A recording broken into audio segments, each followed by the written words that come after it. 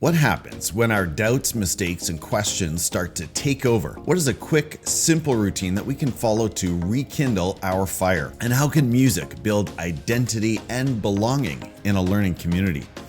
Welcome back to another episode of the Teachers on Fire podcast, airing live on YouTube most Saturday mornings at 8 a.m. Pacific and 11 a.m. Eastern. My name is Tim Cavey, and my mission here is to warm your heart, spark your thinking, and ignite your professional practice. Today's teacher on fire is Sean Gaillard. Sean is a school administrator in North Carolina. He's the author of The Pepper Effect and host of the Leadership Liner Notes podcast. He blogs about leadership, education, and inspiration for Leadership Liner Notes and is currently writing a new book for Dave Burgess Consulting Incorporated titled Leadership Riffs. You can connect with Sean on LinkedIn, on X at SM Gaillard, on Instagram at SM Gaillard, and on his blog at seangaillard.com. Sean, thank you so much for coming on the show today, my friend. Are you ready to light it up? Tim, I'm ready to light it up with all of the fire safety precautions in place. Let's do it, man. All right. Well, it is such a pleasure to have you here, Sean, and I'm so grateful for your time here on a Saturday morning. So thank you again for joining me. Let's jump right into it. The reason I reached out to you, Sean, was a post that you recently published. And by the way, I have to admire the prolific and consistent nature by which you are posting great quality content. We'll come back to that later. But you wrote this post titled The Leadership Reset. And I just found so much hope, practical tactics, and great perspective for all leaders in education. And I'm sure you would say leaders in education with or without titles. You called this leadership reset a pause between the notes. So appropriate.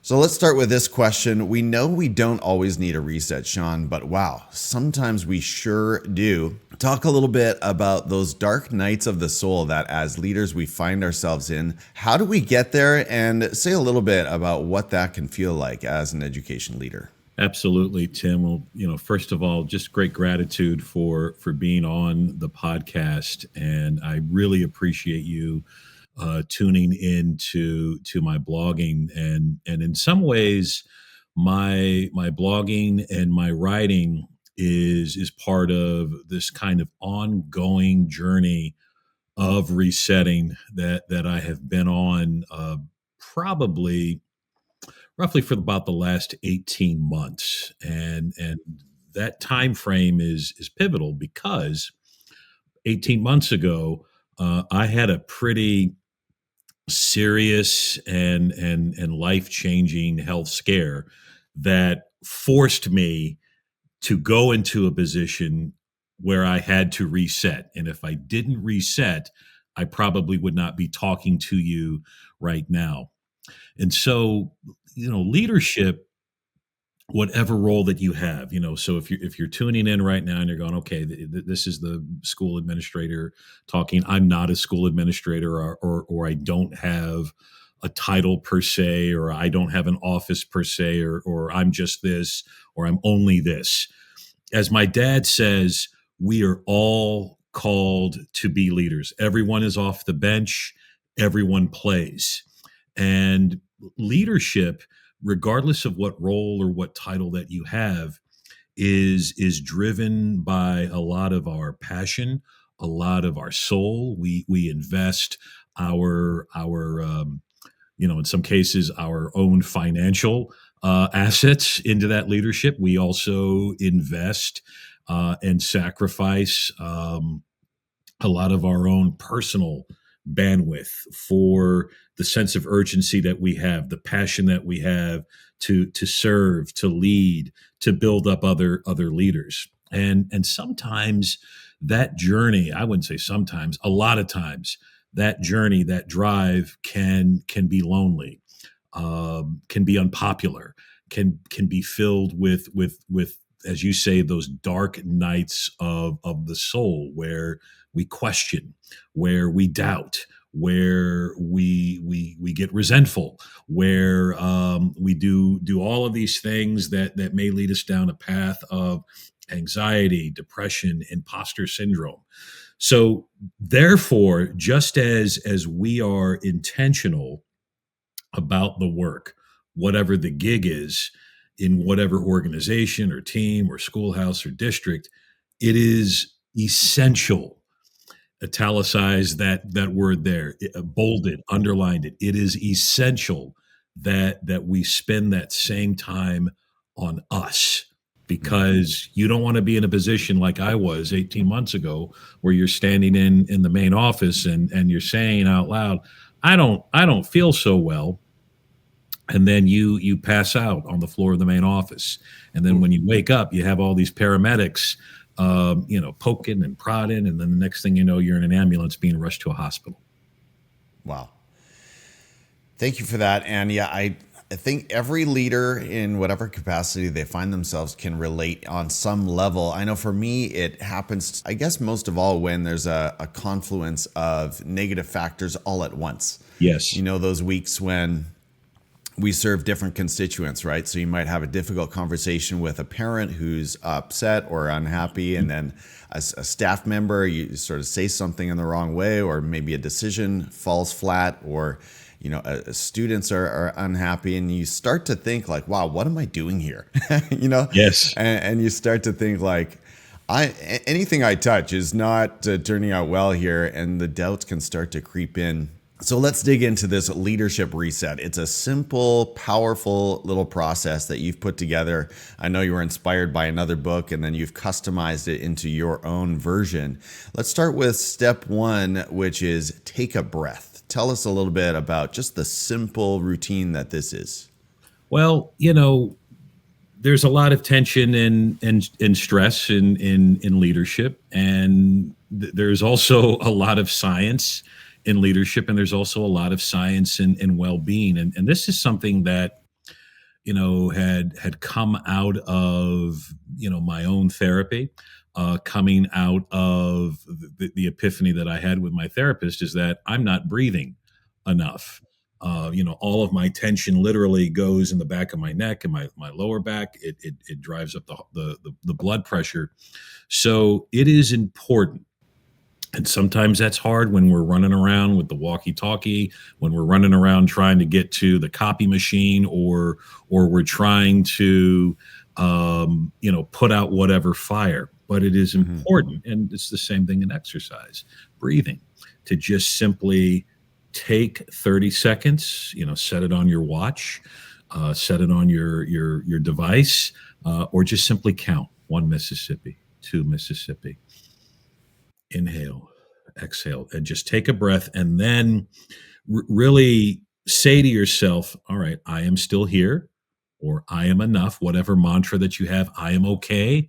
I am, or sometimes what I'll do is I'll just say the names of my 3 daughters, Maddie, Emily, Rachel, or I'll say the name of my wife, or all 4, just because those 4 are the center of my universe, and that those are the 4 that ground me, and those are the 4 that I know that love me, and I love them. That's so great. And as you're thinking about that, I'm thinking about the social media that you put out there, and I think recently you had those most precious people in all the world to you, and I love the modeling that you're doing there. So going right back, taking a moment, taking control of our breathing, which we know is so powerful, so important, just feeling your body.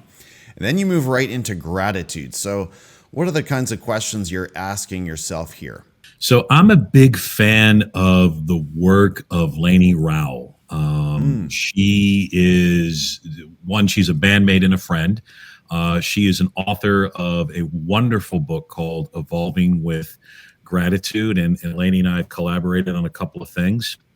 She's got a wonderful podcast called Evolving with Gratitude. And in that book, she really talks about the art and the science of gratitude. And there is something about gratitude that, again, is healing, is reaffirming, beyond just saying, thank you, Tim, or thank you to whomever for doing this. It's really being intentional with that thought and taking a minute and just simply asking yourself a few simple questions. What's one moment today that reminded me that I am grateful for being alive? or you can substitute that. What's one moment today that created gratitude for me being in this particular gig? What's a connection, a song, or a student, or a teacher, or a parent that lifted my soul, that gave me a spark? What's one thing that, even though maybe no one noticed it or saw it, that I'm proud of? What's that one part of my day that my fingerprint is on, that created a resonance of good things? We all are impactful, and we all have gifts and strengths to share. And again, when we have those leadership dark nights of the soul, and Lord knows I've had them, we've all had them, we water down our gifts, we diminish our value, and then we feed into this kind of cycle of failure and despair. Gratitude is the antidote for that. And again, I cannot recommend highly enough the work of Lainey Rowell. Just a life affirming person, and Evolving with Gratitude is a life affirming book and podcast. So I took kind of the inspiration from that in my own learning and my own growth, and anchored that in this kind of leadership reset. She's a great educator. And if you haven't connected with her work, educator, listening to this podcast, make sure you reach out to Lainey Rowell. I love those questions, Sean, and they're so powerful. I was thinking as I prepared for this podcast, just thinking about those small wins, right? And that one kid, when maybe you haven't had the greatest week, but that one kid, really connected. And something you said or did mattered to that one person. Yes. And in their face, you just see that motivation to keep on going. It matters to that one person. Right. And we're going to talk about mattering a little bit later here as well. Okay. So we've anchored in gratitude. Next up, we're going to say some powerful truths to ourselves here. Affirm and reframe. So talk a little bit about the statements that are really important. So the thing in leadership, whether you're a teacher or assistant principal, principal director, whatever it is, it is very rare that there is any kind of consistency and affirmation for what we do. So sometimes those long dark nights of the soul are coupled with working after school, working weekends, working beyond that. And there are things behind the scenes that folks are not always going to be aware of, and will never be aware of. And that's not reason to be resentful. That's not reason to kind of give up. It's just not going to happen. Okay. So at least I think it, and again, there are other cultures and organizations where things are affirmed and celebrated on a consistent basis. But I find that sometimes we just do that on the special day. Like last month was, National Principals Month, and we have these designated days, and they're great and they're wonderful. But again, leadership is a marathon, right? And you're not running that marathon at a full sprint. You're pacing yourself. You're taking a water break. You're taking a breath break. You're holding back. You're sprinting up. You're sprinting down. So that affirmation and reaffirm, again, kind of in the spirit of this reset and this marathon affirmation, again, is that kind of vocal, intentional move that you make to say, all right, maybe nobody else noticed this, or maybe I'm unseen here, but I am doing something that is creating a legacy, or this small move here is going to impact that one student. It may not impact the whole grade level or the whole organization, but I know that this one conversation that I'm having with this person in crisis is going to add something to the day. All of us have gifts and strengths, as I keep reiterating, and somehow you have to call out those gifts, or you have to call out that move. And again, you can do it journaling. You can do it again, just saying it aloud, or writing yourself a text saying, today I was able to help lunchtime in the cafeteria be peaceful. Just send yourself a text, or send that text to that trusted thought partner or friend or what have you.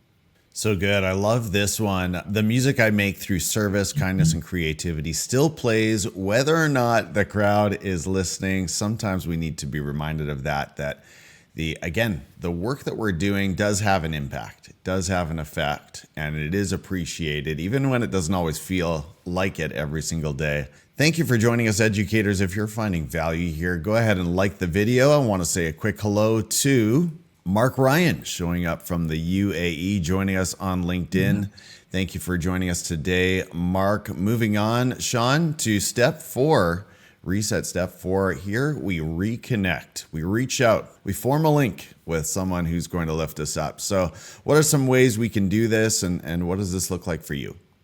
So I always believe, and it kind of goes back to the last question about that we all have a song, we're all part of music. I love music. If you follow me and know anything about me, I am a tremendous music geek. If you've been looking closely at home, here's my Beatles Let It Be mug on my Hard Day's Night coaster. Okay.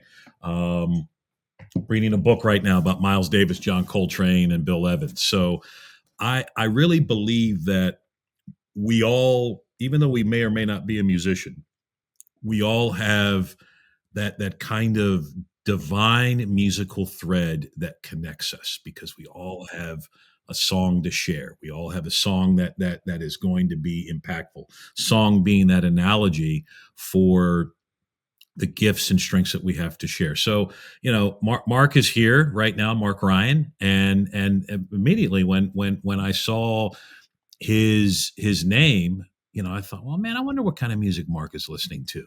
I wonder what makes him tick. I wonder, when you woke up this morning, Tim, what did you play a song, or what's going to be your jam later on today? So I really think in terms of music, and I see that music is that connection which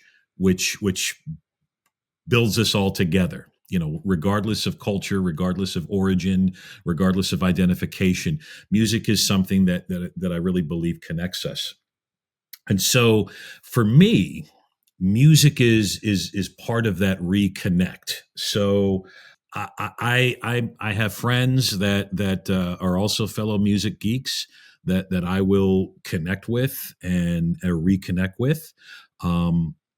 It's also important too in the reconnect phase too, because you mentioned leadership is this dark night of the soul. Leadership can be lonely. Leadership is lonely sometimes, but it doesn't have to be. And so it's important to reconnect and to reach out to people who knew you before you got the gig, before you got the title. So, for you, Tim, it may be the people who just know you, not as administrator Tim Cavey, but just Tim, or whatever your term of endearment, was as a kid. The people that when they see you, it's not, Mr. Cavey, it's, hey, Timmy, hey man, or hey, Timbo, Right. Yeah. I think that's important to do that. So that's why family is so important to me. It's also important to also, as you are reconnecting with those folks that knew you or know you beyond the title, or without the title, or without the gig, to then go out and make sure that you are seeing someone, to make sure that, and again, not just seeing, but again, I'm thinking about Mark right now and whoever else is tuning in, like, man, I wonder what your day's like is going to be like today. I hope it's a good day for you, Mark. Thanks for tuning in, and I look forward to learning with you. It could be just something as simple as that, or again, talking about music, taking your phone and putting on that song that gives you joy, or that song that psychs you up. Maybe you've got your own Rocky Balboa, Eye of the Tiger theme song that when you hear that, your fight song or your walk up song, that's the groove that gets you moving, right? So I highly recommend that reconnect bit, because leadership is lonely and can be alienating and can be isolating. And reconnect with those that know you, that really truly know you and honor you and see you for who you are and not the title or the office, reaching out to someone else and making sure that they are seen and heard and acknowledging them, be it a student, staff member, teammate, whoever it may be, or it may just be that difficult person. Hey, you know what? I know that we're in an argument right now, or you didn't like the decision that I made, but I really appreciate you feeling comfortable enough to tell me where to get off. I wish I had that same assertion, or whatever it may be. And then finding a song or a riff. I mean, we've got Spotify, we have Apple Music, we download songs, YouTube, all of these things. And it doesn't necessarily have to be Beethoven's Ninth Symphony. I mean, if you dig the Jonas Brothers, or if you dig some commercial jingle, play it. Whatever it is, it's going to give you joy and help you with that reset. When I read that list, Sean, I thought about something that I've been convinced that it's incredibly powerful and almost transformative, and that is just writing short handwritten gratitude notes to team members every morning. And for whatever reason, Sean, I'm still not doing it every single day. Far from it. So I want to get back to that. And thank you for that nudge in that direction. Just the power of making a human connection. I think we can't get enough of that. Well, what a powerful reset. Like you said at the top, it only takes about 3 minutes to walk through this process. And you ended your post with kind of an encouraging reminder that our presence matters no matter what. So we've touched on this a couple of times, a couple of different ways, but just talk a little bit to that educator out there who perhaps feels like it hasn't been a great week. Is my work even having an impact? Am I making a difference? I'm happy to do that, Tim. So I'm not the biggest fan of flying in an airplane. Okay. Now I've gotten better with it, and therapy and medication have helped me overcome that fear. But one of the things that I do when I get on a plane is I'll say to the flight attendant, hey, listen, I'm not the best flyer in the world, and I don't need you to do anything. But all I need to do is just see you. And if I'm looking at you, just smile back. That's all I need. If I see you smiling, I know that I am okay, and we're going to be okay. And this is going to be an enjoyable flight experience. And the flight attendants, when I do that, my family groans and rolls their eyes, but again, all I need is that look, right, and that affirmation. And for our teachers and our leaders who are doing the paper chase, you're trying to return the messages. You know that red message light is flashing on your phone, or you're looking at your phone and you go, oh my God, I got 25 emails. And there's that email from Tim. God, yeah, geez, I know he's going to want something. God, what am I going to do?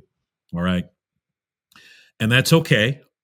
But just know that there is somebody out there, whether it's in your classroom, whether it's on your faculty, whether it's in your schoolhouse, your district, the parent and car line, that when they see you in whatever capacity, in whatever realm, you are giving them affirmation, you are giving them peace, you are giving them a sense of well-being, and you are that reminder that they are going to be okay.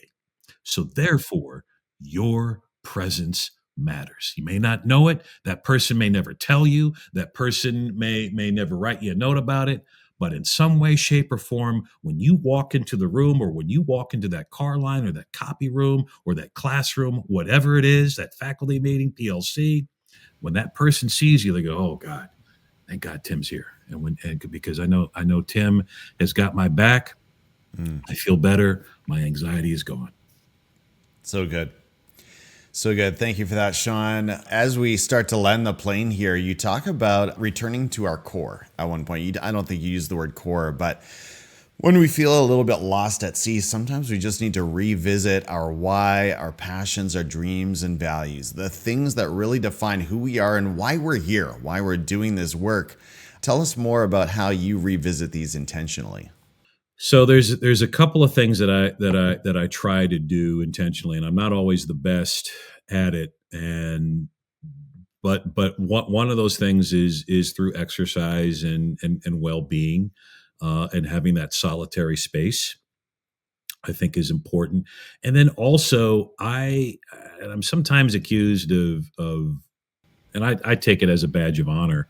You're too positive. You see the good in everything. You assume positive intent. I get that crap a lot, but I really do believe that everyone has a spark, and Mm. that my job is to help others see that spark if they're struggling with that. I think that's my gig as a leader. I really believe that somewhere in the schoolhouse that I'm serving is the next Steve Jobs, is the next Joni Mitchell, not to Canada, is the next Sojourner Truth. And if they're not that person, then maybe they're going to be the the mother, the godfather, the godmother, the aunt, the foster parent of that person that is going to do something great for the world or impact a lot of people. So the other thing I do a lot, man, is I journal a lot, and sometimes those blogs become journals. So for example, this particular blog post, partly came out of journaling, and so I do a lot of reading of the Daily Stoic, and use a lot of that as the foundation for my reflection, and then the basis for my journaling. And I do that as much as I can every night. You have to have a rhythm with it. Even if I just write down one word, reset, and then I reflect on that word, and then I that might become a blog post. So I would say those three things: exercise, as best as I can, but exercise after this podcast, and then kind of revisiting my kind of own core, where I really feel my job is as a leader is to help others amplify their own spark. And then this kind of reflective nightly journaling with the Daily Stoic. Sean, I had a feeling you were a journaler, and that is so encouraging. I feel a lot of kinship with you because you're referencing writing and exercise, and I also saw on Instagram you're thinking about your blood pressure as well. Yeah. So, and that's something I need to think about a lot too. A couple more questions. I'm going to throw you a softball here, Sean. How can music build identity, belonging, and mission in a learning community?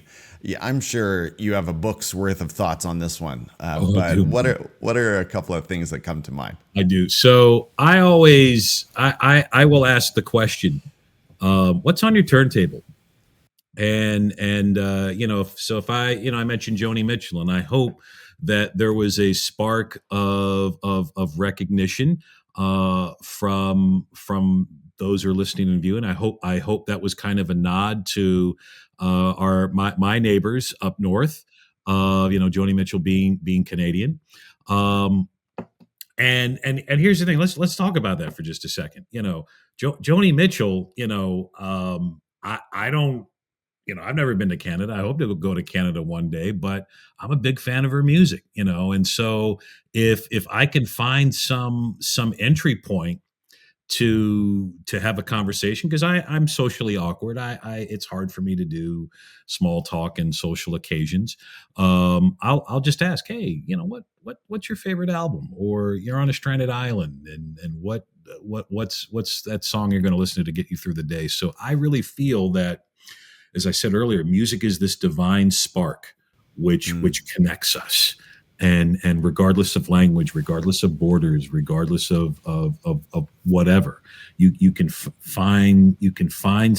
learn a whole lot about a person if you just simply start talking about music. And the question, what's on your turntable? And then if someone says, well, what the hell's a turntable? Then you go, oh my gosh, let me tell you about this. you know so that to me is the entry point into understanding folks, finding common ground, and then you then have a hook the next time you see that person. So it's not awkward. Hey Tim, man, remember we were talking about Joni Mitchell, and what how cool is that she's Canadian, and or somebody that knows somebody that knows somebody that knows Joni Mitchell, and then we have an entry point into a great relationship or a connection. So good. Sean, you're working on another book, and I should back up for a moment and just mention you've already put out a few years ago now, The Pepper Effect, tap into the magic of creativity, collaboration, and innovation. You're working now on Leadership Riffs. So tell us a little bit about this project and how it's coming along. What can we look forward to here?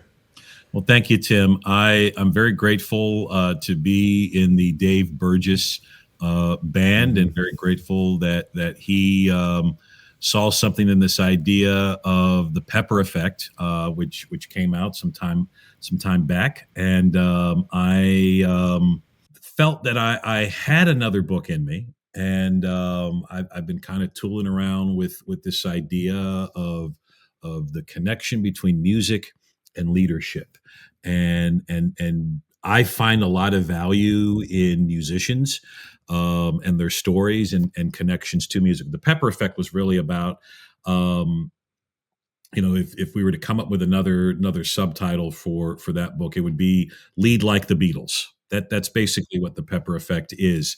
Leadership Riffs is kind of taking that further in terms of focusing on different musicians, such as Joni Mitchell, who's in the book, and John Fogerty, Marvin Gaye, Miles Davis, and taking lessons from their kind of practice as a musician, and then sharing a little bit about what that lesson is, and then how you can take those steps and apply them to your actionable daily leadership gig.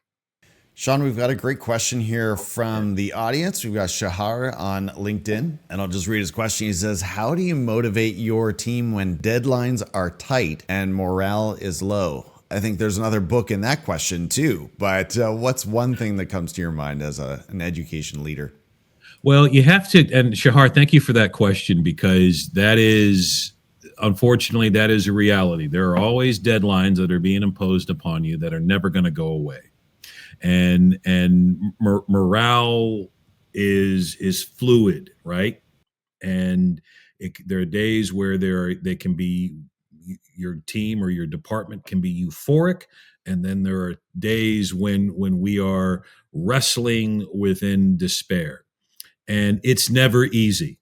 None of that is ever easy. So I would say, first of all, acknowledging with your team, with your staff, the reality of whatever that is, and then you can't jeans day your way out of this. You can't cupcake your way out of this. But I think making sure that people are heard and seen, and then figuring out a way together. Okay, well, I know that this is on your plate right now. We got to get this thing done by such and such. What are ways that we can work around it? So really using those pronouns, we, our, those kinds of things, and then just being present, um, and vulnerable enough with the people whom you serve, and maybe, all right, yeah, there's 17,000 things that we got to do. All right, we're going to try to get 3 steps done today. I think if you have that presence, you have that vulnerability, that will in turn shape your morale as well. I think a lot of morale is built in trust and making sure that people feel safe and seen and heard. Yeah, absolutely. And I'll just add on to that, Shahar, share with your team Sean's 3-minute leadership reset. I think that's going to help with morale as well. I don't say that lightly. I think this is a really helpful, valuable tool. Sean, how can we connect with you and hear more from you on a regular basis? Where can we go for more from Sean Gaillard? Well, thank you, Tim. I think, well, if you're in North Carolina, I'm usually at a record store or at Planet Fitness. So those are the 2 places. But all of those social media channels there, LinkedIn, X, and Instagram. Also, my website, which is a work in progress, but that is where you can order the Pepper Effect. That is where you can subscribe to my weekly blog post. I have a kind of a informal weekly blog salon with two folks that I think have also been on that, Megan Lawson and Lauren Kaufman, and we really try to support each other with weekly blog posts. And so that website there, which is currently going to be updated and have updates about the Leadership Riffs book that's coming up, and some other potential events and speaking things. Those will be germinating there. That's probably the best place as well. Sounds good, Sean. Again, I want to thank you so much, my friend, for sharing your time with the podcast today. This conversation has been music to my ears. I'm sure you've heard that one many times over the years. Teachers on Fire, I'm your host, Tim Cavey, and I'm grateful that you too decided to spend some of your day listening to this episode. I hope that in some way the content you heard today from Sean Gaillard sparked your thinking and ignited your practice. And I'll meet you next week right here on the Teachers on Fire podcast. Take care, everyone. Have a great week. Bye-bye.